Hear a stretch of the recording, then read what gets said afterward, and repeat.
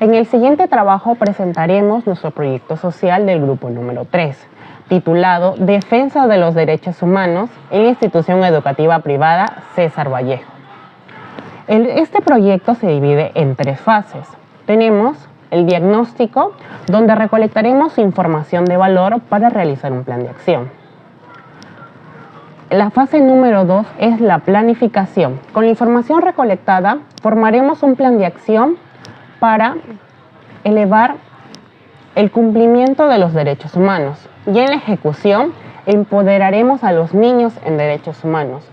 El objetivo de este proyecto, más que todo, es tener una situación actual de los derechos humanos en ese colegio y aportar en gran medida a la ejecución y a promoverlos.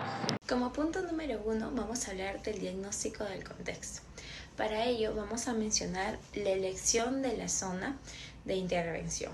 Nosotros hemos escogido a la institución educativa privada César Vallejo, ubicada en el distrito de 26 de octubre, Piura, que cuenta en su estructura al director, secretaria y todos los docentes del nivel primario.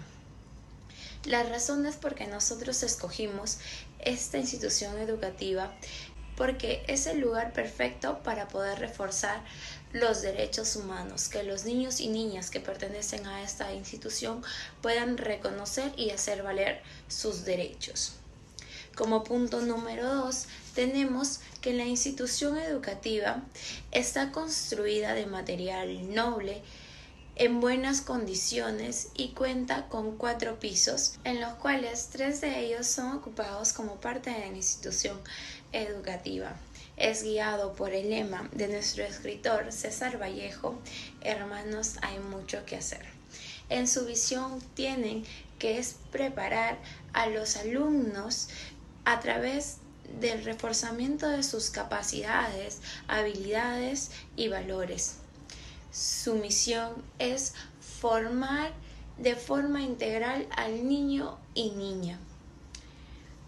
Los derechos que nosotros hemos visto que posiblemente sean vulnerados, por eso queremos aplicar nuestro proyecto, es el derecho a la educación, el derecho a la igualdad y el derecho a la alimentación, que son ejes muy importantes para poder tener una educación de calidad, para ver si es que ese derecho está que se cumple a cabalidad. A continuación describiremos las preguntas más relevantes de nuestro cuestionario. Como pregunta número 1 tenemos: ¿consideras que una de las principales barreras que impide el acceso a la educación es la desigualdad? El 25% de los estudiantes encuestados manifestaron que siempre la desigualdad es una de las principales barreras que impide el acceso a la educación. El 20% considera que a menudo la desigualdad es una de las principales barreras que impide el acceso a la educación. El 10% considera que casi nunca la desigualdad es una de las principales barreras que impide el acceso a la educación. El 10% de los alumnos afirma que nunca la desigualdad es una de las principales barreras que impide el acceso a la educación, pues considera que existen otros factores como el nivel social y el nivel económico. El 35% de los encuestados manifestó que no sabe si es que la desigualdad es una de las principales barreras que impide el acceso a este derecho que es tan fundamental. Como conclusión tenemos que el artículo 2 de la Constitución Política del Perú establece que todos somos iguales ante la ley. Y como institución educativa merecemos un trato equitativo entre alumnos y profesores, sin tener preferencias ni distinciones por un determinado grupo, respetando en todo momento las opiniones de los demás. Como segunda pregunta tenemos: ¿en tu centro de estudios el derecho a la educación se cumple en igualdad de condiciones para todos los estudiantes, independientemente de su género, origen, nivel socioeconómico o discapacidad? Los resultados fueron que el 95% de los estudiantes manifiestan que siempre en su centro de estudios el derecho a la educación se cumple con igualdad de condiciones para todos los estudiantes, independientemente de su género, origen, nivel socioeconómico o discapacidad. El 5% de los estudiantes manifiesta que casi nunca en su centro de estudios se cumple el derecho a la educación en igualdad de condiciones, independientemente de su género, origen o nivel socioeconómico. La educación es un derecho fundamental de la persona y de la sociedad, y que el Estado debe garantizar el ejercicio de una educación integral y de calidad, sin discriminar a nadie, ya sea por su idioma, origen, sexo o ideología.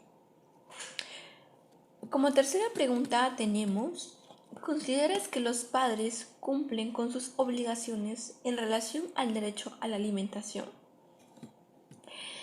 Tenemos que un 85% de estudiantes encuestados manifestaron que sus padres sí cumplen con sus obligaciones en relación al derecho a la alimentación. El 10% afirmó que sus padres a menudo cumplen con ese derecho que es tan importante.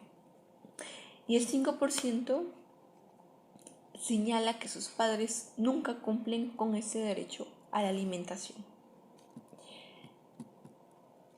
El derecho a la alimentación implica que la persona pueda ingerir componentes nutritivos y que son necesarios para que tenga una vida sana y activa, y que debe de tener los medios para poder acceder a ellos sin tener restricciones.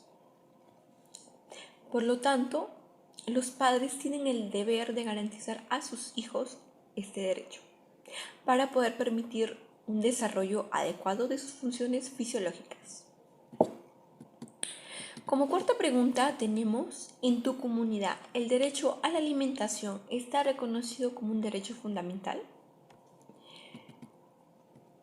El 40% de la población manifestó que en su comunidad el derecho a la alimentación está reconocido como un derecho fundamental.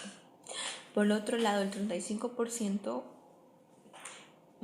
de la población manifestó que no sabe si en su comunidad el derecho a la alimentación es reconocido como un derecho fundamental. El 20% nos brinda la respuesta de que en su comunidad a menudo el derecho a la alimentación es un derecho reconocido como fundamental. Y por último tenemos el 5% que considera que casi nunca ese derecho es reconocido como fundamental. El artículo 10 de la Constitución Política del Perú establece que el derecho a la alimentación, y que muchas veces ya sea los padres o en este caso la comunidad priva de este derecho porque no cumplen en este caso con la pensión de sus hijos o no proveen los alimentos necesarios para su adecuado desarrollo. Es por ello que el Estado tiene la obligación y debe garantizar este derecho que es tan fundamental.